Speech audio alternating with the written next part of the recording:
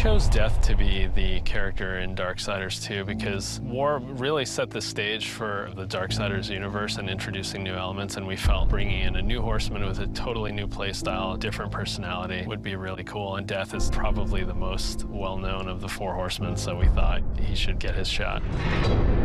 What makes Death different from War is almost everything about him. The way he expresses himself, the way he talks. I have an offer in mind. The way he handles business on the battlefield, and the way that he gets around. It's much more feral, more animal-like. War is very much like a Force meets Force, a very head-on, steadfast, loyal-bound soldier. Death is much more of a calculated, elegant fighter, a chilling opponent on the battlefield. His traversal has definitely improved. It's a lot faster, more responsive, and so is his combat. His weapon is more interesting. He can dual wield or wield a single heavy weapon, depending on your playstyle. Death's primary weapon is a scythe.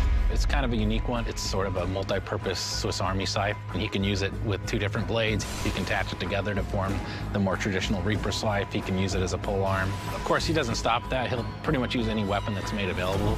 You can get big axes, you can get crazy cool claws, big iron fists, and he'll even shoot guns. I mean, he'll use anything that he can, really.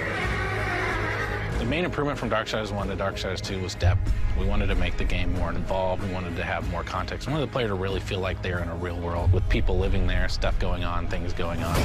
We give them more items to tailor their own character, more characters to speak to, so we've got a lot more immersion on the story side of the game. The first game, most of it took place on Earth, so now we were totally free to create all these new areas. We have angelic fortresses, demon cities, the city of the dead. It got our team super excited. On top of that, there's a lot of weapons and armor, and obviously the new character as well, Death. Death's the most feared, and he's one of the oldest horsemen in the fiction. They kind of look at him as a big brother. He's feared just because when he really gets down to business, he is the death dealer. That's sort of his thing. He wears his mask as an executioner's mask. That's his trade, that's his business. He takes people down. He doesn't wait for things to happen, he causes them to happen. So it's a much more aggressive style of game and a more aggressive character. I mean, I guess it's all wrapped up in his name, right? War implies some conflict, but death's the final end. Who doesn't fear that?